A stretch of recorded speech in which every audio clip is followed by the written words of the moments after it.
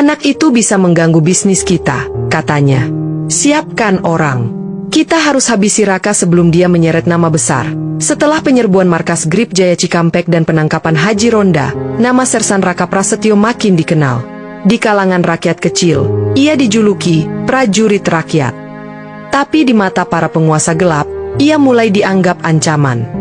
Di Jakarta, sebuah rapat gelap digelar di rumah mewah milik seorang mantan jenderal pensiunan yang kini jadi pengusaha tambang dan politisi partai besar. Kita terlalu lama membiarkan Raka, kata sang mantan jenderal sambil menyesap kopi. Dia bukan cuma bikin Grip Jaya porak-poranda. Dia mulai menggerakkan kesadaran TNI muda dan rakyat. Kalau kita biarkan, dia bisa menyeret nama kita semua ke permukaan. Di ruangan itu hadir juga Jamaluddin, bekas rekan bisnis Haji Ronda yang kini memimpin sisa-sisa ormas Grip Jaya secara diam-diam. Mereka menyusun rencana kotor. Kita buat seolah-olah Raka terlibat pembunuhan. Biar dia dicopot. Atau, kalau perlu, hilang diam-diam di jalan. Beberapa hari setelah operasi besar itu, Sersan Raka dipanggil lagi ke komando. Tapi kali ini suasananya berbeda. Ia disambut dingin. Berkas-berkas disodorkan padanya. Ada laporan bahwa kau melanggar protap, Sersan, kata seorang perwira tinggi. Bahkan ada yang menuduhmu terlibat dalam penyiksaan terhadap tahanan sipil. Raka terkejut. Itu bohong, Pak. Kami tangkap mereka hidup-hidup, sesuai prosedur. Namun ia sadar, ini bukan sekadar tuduhan. Ini jebakan politik. Serangan dari dalam. Ponselnya disadap. Ibunya dibuntuti orang tak dikenal. Teman-teman sesama prajurit mulai takut berhubungan dengannya. Satu malam, sepulang dari apel, seseorang mengirim pesan ke ponselnya, "Diam atau nyawa ibumu taruhannya." Raka mengepalkan tangan. Ia tak akan mundur. Di saat tekanan makin kuat, bantuan datang dari arah tak terduga. Seorang jurnalis investigasi muda bernama Ratih Wulandari mendatanginya.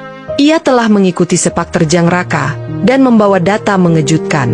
Ini bukti bahwa Grip Jaya dibiayai oleh jaringan korupsi elit. Ada aliran dana dari perusahaan tambang ke rekening Haji Ronda, lalu ke beberapa politisi dan ex-jenderal, kata Ratih sambil menyerahkan flash disk.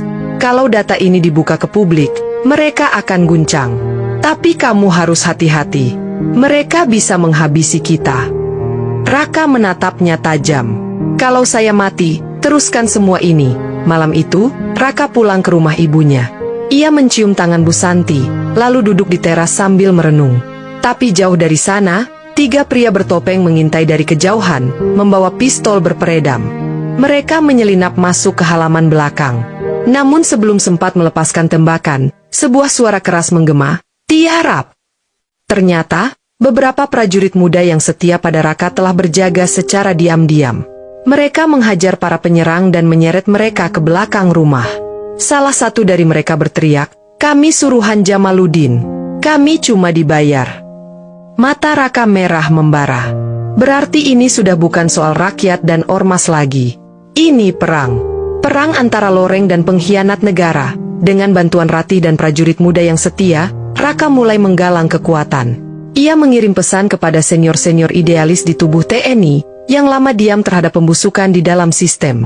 Satu persatu, dukungan mulai datang. Termasuk dari seorang kolonel marinir yang bersumpah akan ikut membersihkan TNI dari bayang-bayang mafia sipil. Ratih merilis laporan investigasinya di media alternatif. Rakyat marah. Aksi massa meledak di berbagai kota. Spanduk-spanduk dengan wajah Raka terpampang. "Kami di belakangmu, Sersan Raka." Dengan bukti dan kesaksian warga, Raka dan tim Ratih membawa semuanya ke media nasional dan pengadilan militer. Dalam siaran langsung yang ditonton jutaan rakyat, jaringan korup elit ormas terbongkar. Nama-nama besar jatuh. Puluhan ditangkap. Pemerintah pusat, tertekan oleh desakan rakyat, akhirnya mengesahkan perintah pembubaran Grip Jaya dan seluruh afiliasinya. Milisi-milisi liar diburu.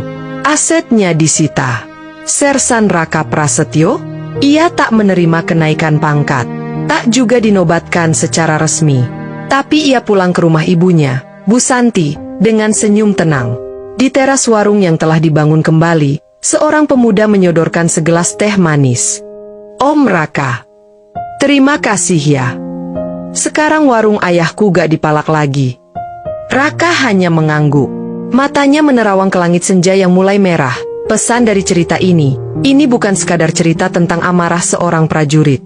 Ini kisah tentang rakyat kecil yang selama ini ditindas oleh ormas berkedok, penjaga ketertiban, tapi justru hidup dari hasil memeras mereka. Tentang seorang anak loreng yang memilih berdiri, meski tahu dirinya bisa dikorbankan oleh sistem yang busuk.